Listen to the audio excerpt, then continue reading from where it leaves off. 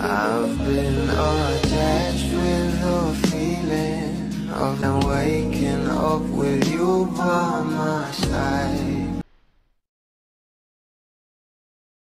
Kahit ano pang ang isyong ibato sa ating Donnie at Belle ay talaga namang mananatiling matatag ang dalawa. Lalong-lalo pa nga at meron talaga tayong dapat abangan sa ating couple. Kaya naman sa bawat update nga patungkol sa dalawa ay palagi talagang trending sa social media.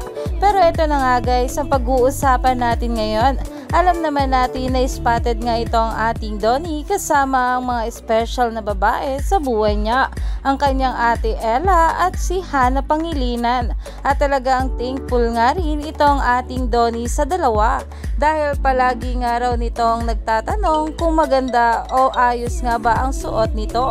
Kaya naman siya nga guys ang Tatler Asia's most stylish na talaga namang hinangaan nga ng maraming bablis. Alam naman natin na kahit ano pa nga ang isuot ng ating Donnie at Belle ay talagang sobrang bagay talaga sa kanila.